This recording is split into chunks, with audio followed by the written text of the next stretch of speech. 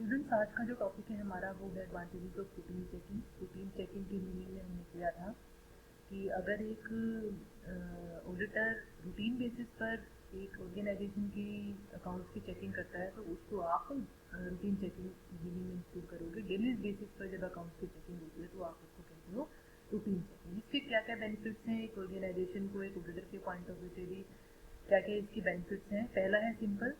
Routine checking is very simple and a person possessing ordinary qualifications can do it. Hence, such checking is usually done by the lower level staff. जैसे कि हमने पहले भी किया था कि clerical level का जो स्टाफ है वो रूटीन चेकिंग का काम करता है और ये एक सिंपल प्रोसेस है और इसमें किसी चार्टर्ड अकाउंटेंट की क्वालिफिकेशन होनी जरूरी नहीं है। नॉलेज ऑफ अर्थमेटिकल एक्यूरेसी हमने मीनिंग में किया था कि रूटीन चेकिंग में सिर्फ अर्थमेटिकल एक्यूरेसी ही देखी जाती है अकाउंट्स की, कि आपने जो बैलेंसेस को आगे कैरी फॉरवर्ड किया है वो सही किया है या नहीं किया। तो यहाँ पर एक रूटीन चेकिंग की हेल्प से आपके अकाउंट्स में अगर किसी भी तरह की अर्थमेटिकल मिस्टेक्स हुई है तो उसके बारे में आपको पता लग जाता है, उसको डिटेक्ट आप इजीली कर सकते हो। Knowledge of accuracy of posting, अगर आपने अमाउंट्स को गलत पोस्ट किया है, बैलेंसेस को गलत कैरी फॉरवर्ड किया है, तो उसकी नॉलेज भी आपको रूटीन चेकिंग की हेल्प से हो जाती है। अगर किसी तरह की कोई गलती हुई है तो आप उसको इजीली डिटेक्ट कर सकते हो रूटीन चेकिंग की हेल्प से। Next,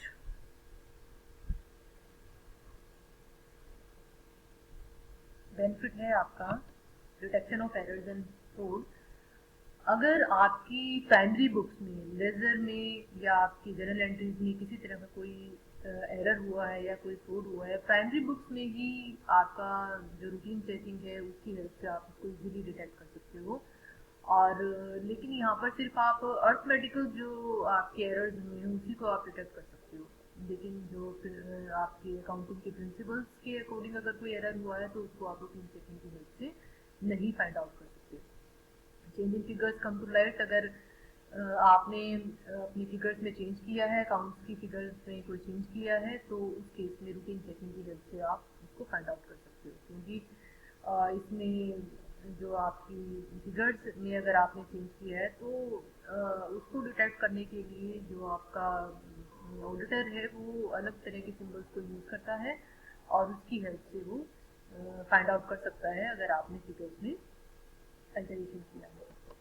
helpful in checking of final accounts, routine checking की हेल्प से आप अपने फाइनल अकाउंट्स की पूरी तरीके से एग्जामिनेशन उसका कर सकते हो, चाहे वो आपकी ओरिजिनल एंट्रीज, जर्नल एंट्रीज हैं, लेजर हैं, आपकी ओरिजिनल एंट्री बुक्स हैं, आपका trading profit and loss account है, आपका ट्रायल बैलेंस है, आपकी बैलेंस शीट है, सारी ही अकाउंट्स की आप अच्छे से चेकिंग कर सकते हो रूटीन चेकिंग के बेसिस पर।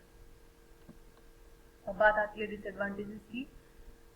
फर्स्ट पॉइंट आपका केयरलेसनेस इन वर्क, क्योंकि जो रूटीन चेकिंग का काम है वो डेली बेसिस पर होता है और अगर इस केस में आपका जो ऑडिटर है जो रूटीन चेकिंग का काम कर रहा है, अगर उसने रूटीन बेसिस पर अपने काम में अगर किसी भी तरह की उसकी केयरलेसनेस रही है तो उस केस में एरर्स कई बार डिटेक्ट नहीं हो पाते। अगर वो डिटेक्ट नहीं हो पाएंगे तो उसके बेसिस पर जब आप फाइनल एग्जामिनेशन करोगे अकाउंट का तो वो आपका सही नहीं आएगा।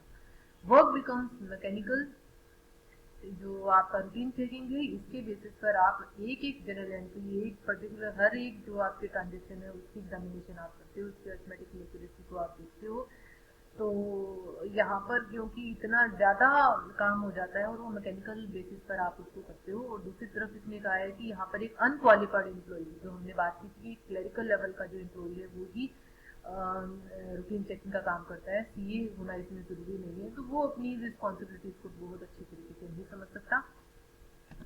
नेक्स्ट है no disclosure of error of principle. हमने अभी बात की थी कि जो आपका रूटीन चेकिंग का काम है उसमें सिर्फ अर्थमेटिकल एक्यूरेसी ही देखी जाती है, जो अकाउंटिंग के प्रिंसिपल्स हैं, रूल्स हैं, उनके बेसिस पर अगर कोई एरर हुआ है, कोई फ्रॉड किया है आपके एम्प्लॉइज ने तो उसको डिटेक्ट कर पाना मुश्किल है रूटीन चेकिंग की हेल्प से। इसमें आपका कंपनसेटरी एरर्स हैं, आपके प्रिंसिपल एरर्स हैं, इनको डिटेक्ट नहीं किया जा सकता। Plant frauds are not detected, जो हमने अभी बात की थी, जो सिस्टमेटिक वे से प्लांट मैनर से जो फ्रॉड्स ले रही हैं उसको आप रूटीन चेकिंग की हेल्प से जो डिटेक्ट है आप नहीं कर सकते। इसके अलावा fall in the quality of work, जो एम्प्लॉई है जिसको आपने रूटीन चेकिंग का काम दिया है, वो इसको सिर्फ एक फॉर्मेलिटी बेस पर करता है, क्योंकि रूटीन का काम है, ये डेली बेसिस पर करता है और वो इतने सिंसियरली इस काम को नहीं करता, केयरलेसनेस दिखाता है, और जिसका जो रिजल्ट है वो सही नहीं होता, जो रिजल्ट आप चाहते हो वो रिजल्ट आपको नहीं मिल पाता।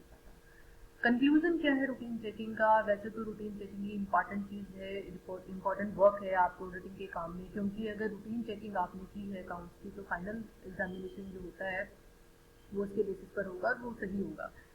बट अगर रूटीन बेसिस पर आपने जो चेकिंग की है अकाउंट्स की, आपके सीनियर एम्प्लॉइज ने की है, उसके सीनियर एम्प्लॉयज़ की सुपरविजन में हुई है, लेकिन दूसरी तरफ इसके कुछ डिसएडवांटेजेस भी हैं, जैसे कि यहाँ इसने बताया है कि जो आपका रूटीन चेकिंग है वो आपके मोस्टली इंटरनल कंट्रोल सिस्टम के ऊपर बेस्ड है। अगर आपका इंटरनल कंट्रोल सिस्टम स्ट्रॉन्ग है तो उस केस में इंटरनल जो आपका ये रूटीन चेकिंग का काम है वो सही होगा, उसमें आप अपना जो चेकिंग का काम है वो आसानी से कर सकते हो और अच्छे तरीके से भी होगा, और इसमें किसी भी तरह की एरर रहने की चांस नहीं रहता। दूसरी तरफ ये कहता है कि इसमें सिर्फ क्लरिकल मिस्टेक्स आप देख सकते हो, ऑर्डिनरी फ्रॉड्स को ही आप डिटेक्ट कर सकते हो रूटीन चेकिंग की हेल्प से, जो आपके प्रिंसिपल एरर्स हैं या आपके प्रॉपरली प्लान फ्रॉड्स हैं, उसको आप रूटीन चेकिंग की हेल्प से डिटेक्ट नहीं कर पाओगे। उसके लिए आपको इन-डेप्थ एग्जामिनेशन करनी होगी अपने अकाउंट्स की। अब बात आती है टेस्ट चेकिंग की। टेस्ट चेकिंग का मीनिंग क्या है, सबसे पहले हम करेंगे टेस्ट चेकिंग। जैसे कि इसके नाम से ही क्लियर है, आप एक सैंपल लेते हो ट्रांजेक्शन्स का और सैंपल की चेकिंग आप करते हो, उसके बेसिस पर आप एक रिजल्ट निकालते हो कि आपकी जितनी भी अकाउंट्स हैं वो सारी ही अकाउंट्स की ऑडिटिंग आपकी हो गई है। इसमें कहता है कि when instead of examining each and every transaction contained in the books of account, only few chosen transactions are examined in detail. It is referred to as test checking. In test checking, the auditor doesn't examine all the accounts relating to every transaction, rather he analyzes a few representative transactions of every category. And on the basis of such examination, express his opinion on the complete accounts. If the selected transactions are found to be correct, it is assumed that the remaining transactions shall also be correct. ये mainly आपका उन organisation में होता है जिसका business बहुत ज़्यादा है, नंबर ऑफ ट्रांजेक्शन बहुत ज़्यादा होती हैं, तो वो क्या करते हैं कि कुछ ट्रांजेक्शन को सिलेक्ट कर लेते हैं टेस्ट चेकिंग के पॉइंट ऑफ व्यू से, और रिलेटेड ट्रांजेक्शन का हर एक ट्रांजेक्शन की बजाय कुछ एक ट्रांजेक्शन का एग्जामिनेशन यहाँ पर किया जाता है। वो जो ट्रांजेक्शन होंगी वो रिप्रेजेंटेटिव ट्रांजेक्शन होंगी, हर एक कैटेगरी से आप उन जो रिप्रेजेंटेटिव ट्रांजेक्शन है उनको आप सिलेक्ट करोगे। अगर इन ट्रांजेक्शन में किसी भी तरह का कोई कोड या एरर डिटेक्ट नहीं होता है, कंप्लीटली करेक्ट मिलती है आपको, तो ये माना जाता है, उसके बेस पर एजम्पशन आप करते हो कि जो रिमेनिंग ट्रांजेक्शन है वो भी सही है। डेफिनेशन दी है यहाँ पर अकॉर्डिंग टू प्रोफेसर मिज, testing and test checking implies that from the large transactions of the same category few transactions are chosen and examined in detail. Testing और टेस्ट चेकिंग का मीनिंग क्या है कि बहुत ज़्यादा लार्ज ट्रांजेक्शन की जो लार्ज ट्रांजेक्शन आपकी सेम कैटेगरी की आपकी ऑर्गेनाइजेशन में अवेलेबल है, उसमें से कुछ एक ट्रांजेक्शन का सिलेक्शन करते हो आप, उसका एग्जामिनेशन डिटेल में आप करते हो। अब बात आती है कंक्लूजन की। हालांकि हमने बात की कि बहुत बड़ी जो ऑर्गेनाइजेशन होती हैं उनमें बहुत ज़्यादा नंबर ऑफ ट्रांजेक्शन होती हैं, तो फिजिबिलिटी नहीं होती कि हम हर एक ट्रांजेक्शन की इन डेप्थ स्टडी करें, तो उस केस में डेप्थ एग्जामिनेशन इन प्रैक्टिकल भी होगा, वेस्टेज ऑफ टाइम भी होगा, वेस्टेज ऑफ मनी भी होगा। जैसे कि यहाँ पर इसने एग्जांपल लेके भी बताया है, while vouching for credit sales a few transactions for a particular week or month may be examined, or the transactions for a few months selected on the basis of sampling method may be examined, or the transactions for a few months selected on the basis of sampling method may be examined. If the transactions so examined are found to be correct, the auditor assumes that the remaining transactions will also be correct.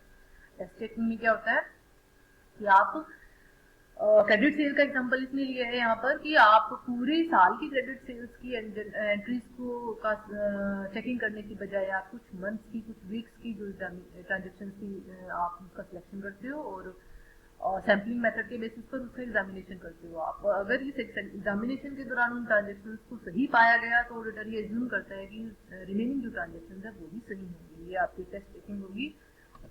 Elements क्या है test checking के? पहला है sampling. हमने इसके meaning में भी बात की कि जो टेस्ट चेकिंग है वो सैम्पलिंग मेथड से होता है। जो सैंपल आपने सिलेक्ट किया है ट्रांजेक्शन्स का वो रिप्रेजेंटेटिव ट्रांजेक्शन्स होती हैं, और उन जिन ट्रांजेक्शन्स को आपने as a representative transaction select किया है उन ट्रांजेक्शन्स का एग्जामिनेशन आप डिटेल में करते हो। अगर वो सही पाई जाती हैं तो आप ये मानते हो कि उनके बेसिस पर जो जितनी भी रह गई हैं ट्रांजेक्शन जिनका एग्जामिनेशन नहीं हुआ है वो भी सही होंगी।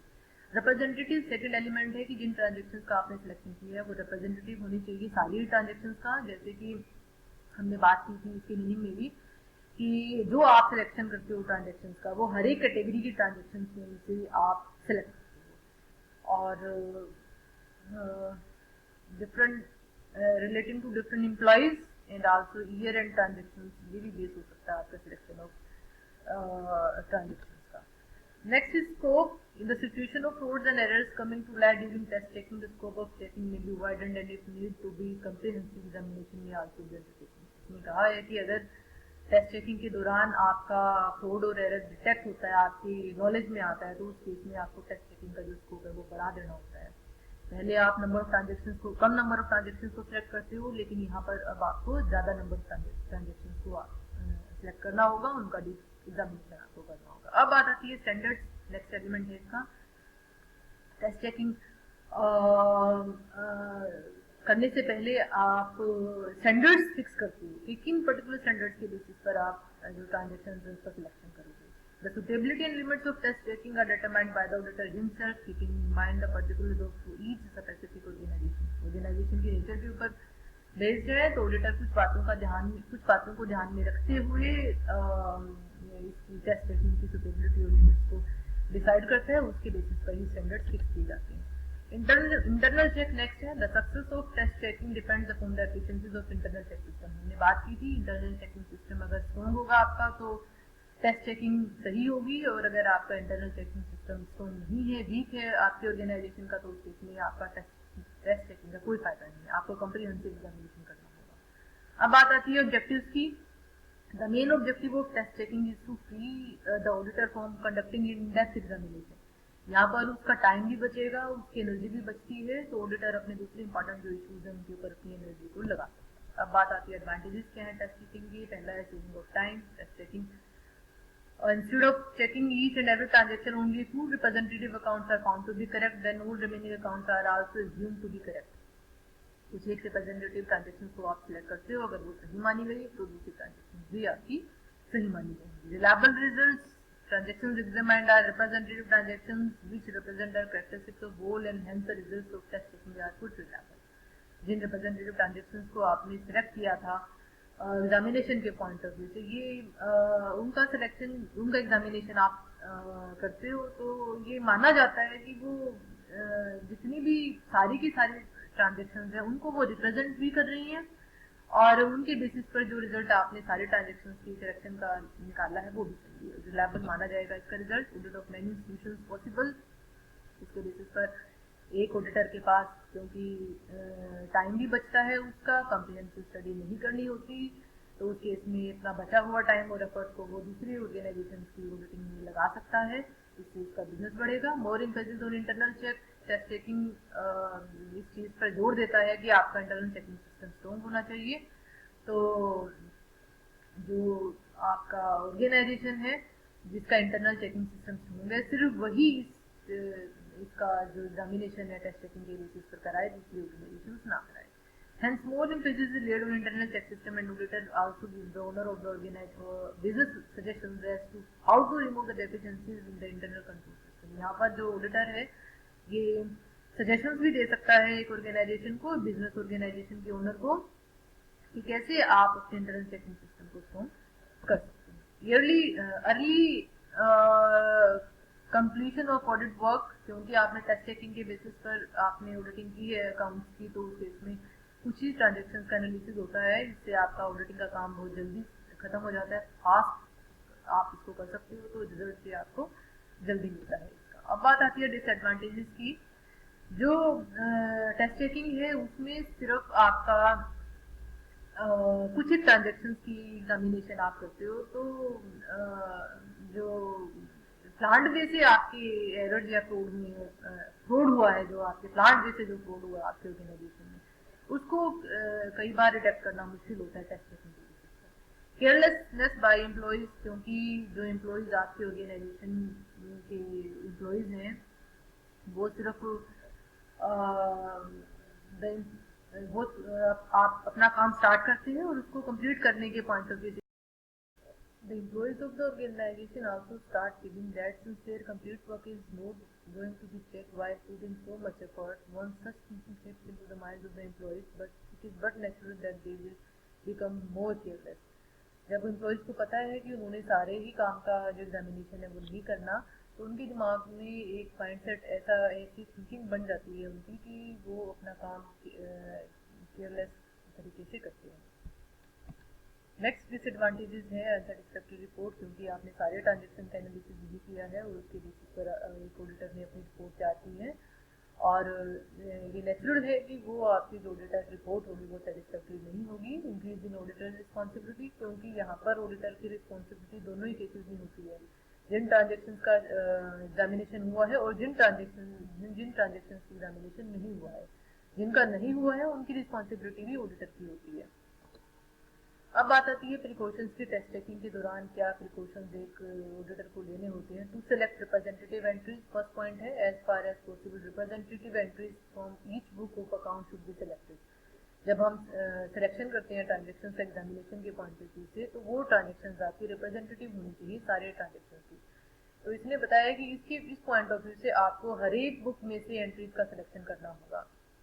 The selection of representative technique should be kept totally secret from the employees of the client. Second condition इसमें यहाँ बताई है कि आपका जो क्लाइंट है उसकी एम्प्लॉयज को, इंटरनल स्टाफ को नहीं पता होना चाहिए कि किन ट्रांजेक्शन को आपने एज ए रिप्रेजेंटेटिव सिलेक्ट किया है। Each employee work should be subject to test. Effort should be made that the work of each and every clerk is examined. जिन ट्रांजेक्शन का आपने सिलेक्शन किया है आपको ये भी कोशिश करनी है कि वो सारे ट्रांजेक्शन एक ही एम्प्लॉय की ना हो, हर एक एम्प्लॉय की, हर एक क्लर्क के हाथ से निकले जो ट्रांजेक्शन है उसका भी रेंडमली सिलेक्शन आपको करना होगा। किसी भी एम्प्लॉय को की जो ट्रांजेक्शन है उसको आपने नहीं छोड़ना, क्योंकि इससे जो आपके क्लर्क हैं, जो एम्प्लॉयज हैं, इंटरनल स्टाफ है, उनका जो फ्रॉड और एरर के पॉइंट ऑफ व्यू से उनका जो साहस है वो नहीं बढ़ेगा।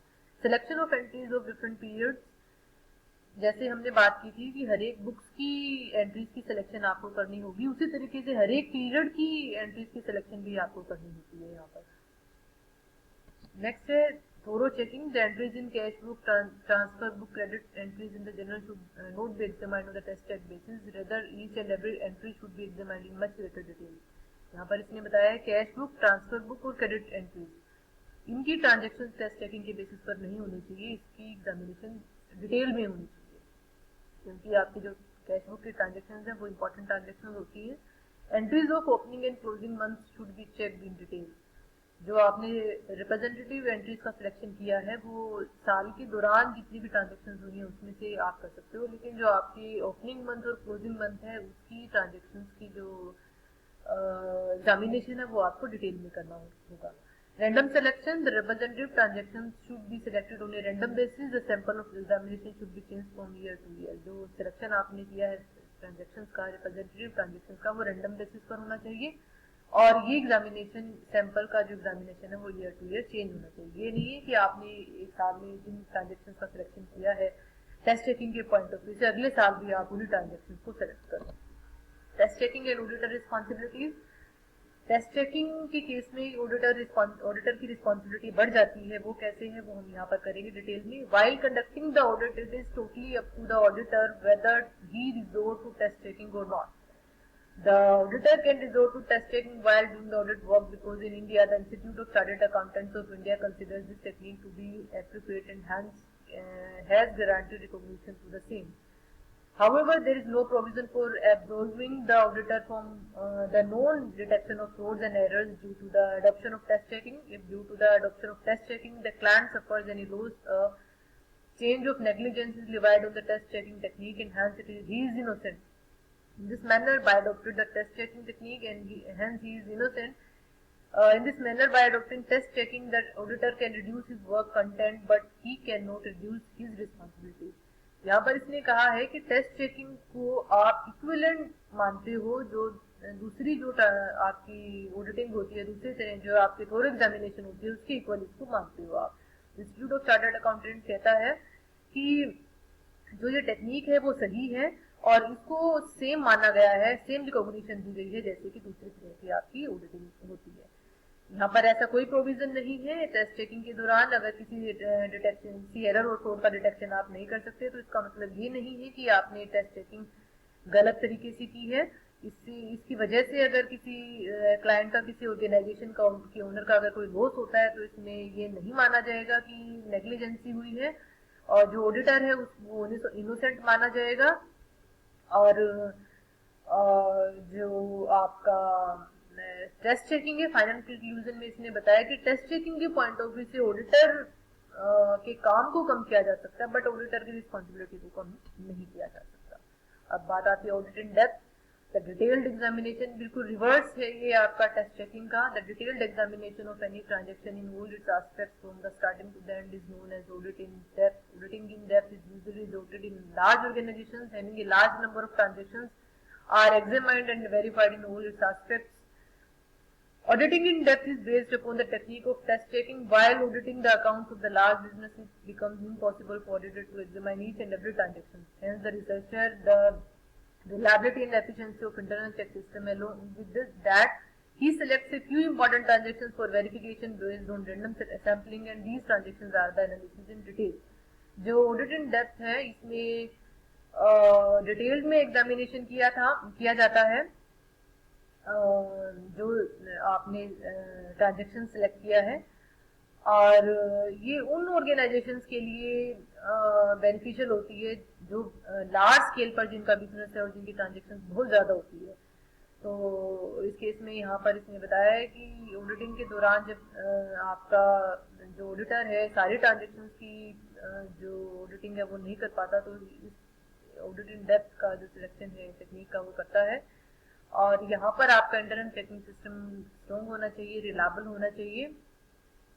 along with that he selects a few important transactions, कुछ important transactions का सिलेक्शन करता है रैंडम सैम्पलिंग बेसिस पर, और उसकी डिटेल में ट्रांजेक्शन की डिटेल में उसकी जो है एग्जामिनेशन करता है। एग्जाम्पल दिया गया है यहाँ पर ऑडिट इन डेप्थ का। If an expensive machine has been purchased for the business and the payment has been made through an account paid check, then the transaction can be examined by the auditor on the basis of check issued to the seller. Such checking will be routine checking. For in-depth check examination, all aspects of transaction will have to be examined. अगर आपने कोई machine purchase की है तो अगर उसका आपने random basis पर जो ट्रांजेक्शन है उसका सिलेक्शन किया है, मान लो यहाँ पर आपने चेक के बेसिस पर एग्जामिनेशन किया है, तो ये आपका होगा रूटीन चेकिंग। बट अगर आपने इन-डेप्थ एग्जामिनेशन करना है तो उस केस में आप इस ट्रांजेक्शन की हर एक एस्पेक्ट का एग्जामिनेशन करोगे। Related documents that should also B checked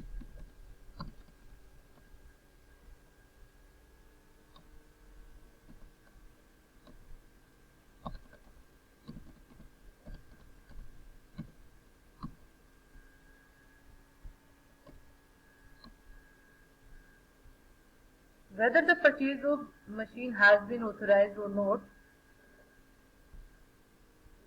For this the minutes of the board meeting should be checked. आपने मशीन की परचेजिंग किया है, ऑथराइज था या नहीं था, ये उसकी चेकिंग आप बोर्ड मीटिंग की मिनट्स से करोगे। अगर आपको परमिशन दी गई थी तभी आपने इस मशीन को परचेज किया है। The copy of purchase order issued for the purchase of the machine should be examined. Purchase order की जो कॉपी है उसका एग्जामिनेशन किया जाना चाहिए। The machine purchase should be checked and inspected. जो मशीन है आपने परचेज की है उसका भी आपने फिजिकल चेकिंग और उसकी इंस्पेक्शन करनी होती है। The invoice received from the seller should be also be checked. जो इनवॉइस सेलर से आपको रिसीव हुआ उसकी भी चेकिंग होगी। The installation expenses of the machine should also be examined. The payment made to the seller should be vouched. Check जो आपने पे किया है, चेक के बेसिस पर जो आपने पे किया है, तो उसकी भी चेकिंग होगी। The entries made in the plant register and the books of account should examined. आपने प्लांट रजिस्टर में मशीन की एंट्री की है या नहीं की है, बुक्स ऑफ अकाउंट का एग्जामिनेशन होगा। अब बात आती है ओवरऑल चेक की। The comprehensive examination of the accounts is known as overall check. Detail में जब एग्जामिनेशन होती है अकाउंट्स की तो उसको आप कहते हैं overall check. It includes all those procedures used by auditor to detect the inaccuracy in the books of accounts which were not detected during the routine checking. जो गलतियां आपकी रूटीन चेकिंग के दौरान रह गई हैं, जिनका डिटेक्शन नहीं हो पाया, उनका डिटेक्शन आप ओवरऑल चेक मेथड से एक ऑडिटर कर सकता है. एग्जांपल यहाँ पर दिया गया है. Thorough routine checking is not through routine checking it is not possible to find out whether all amounts due from debtors have been received or not. It is also not possible to ensure through routine checking whether all liabilities that had been provided for have been paid or not. कुछ transactions का इसने यहाँ पर example लिया है, जैसे कि आपका कितने डेटर्स की अमाउंट आपको रिसीव हो चुकी थी या कितनी लायबिलिटीज आपने पे कर दी है. इसकी इन दोनों ट्रांजेक्शंस के केस में आपको ओवरऑल चेकिंग करनी होगी. आप रैंडम बेसिस पर जो ट्रांजेक्शंस हुई है उसका चेकिंग आप नहीं कर सकते. In such a situation, the auditor has to rely upon overall check and may correspond with our debtors directly and ask them for confirmation of their complete property rented out has been received or not, whether the rent to receive has been duly adjusted or not. In order to check it completely, a complete test of all properties rented out should be prepared, specifying whether the rent is receivable on the monthly, quarterly and yearly basis and also the rent that has been received from the various payments. यहाँ पर example इसने दिया है कि अगर आपने rent पर दी हुई है तो आपको रेंट सारा रिसीव हो गया था या नहीं हुआ कंप्लीट, आप उसकी चेकिंग करोगे सारी प्रॉपर्टीज की. आप दूसरी तरफ ये भी देखोगे कि जो आपका रेंट था वो रिसीवेबल मंथली बेसिस पर है, क्वार्टरली बेसिस पर है, ईयरली बेसिस पर. सिमिलरली इन्वेस्टमेंट का भी आप इसी तरीके से चेक करोगे, सारे ही डिविडेंड्स आपने पे कर दिए हैं, नहीं कर दिए, इंटरेस्ट आपका रिसीवेबल है दूसरी तरफ या इंटरेस्ट आपका रिसीवेबल नहीं है. One examination technique very prevalent these days is established correlation within various accounting ratios. This technique is also included in overall check. For example, by comparing the GP ratio of the current year with the previous year, we can find out whether the stock has been valued properly, whether sales have gone up or not, whether the cost of raw material has gone up or come down, etc. यहाँ पर इसने बताया है, इसके basis पर आप जो overall checking है उसके बेसिस पर आप ईयरली कंपैरिजन भी कर सकते हो अपनी चीज़ों का, जैसे कि स्टॉक का कर सकते हो आप, ग्रॉस प्रॉफिट रेशियो का आप कर सकते हो, पिछले साल के कंपैरिजन में आपकी रॉ मटेरियल की कॉस्ट बढ़ी है या कम हुई है, आपकी पिछले साल के कंपैरिजन में सेल्स आपकी कम हुई है या ज़्यादा हुई है. तो ये आपका टॉपिक था. थैंक्स.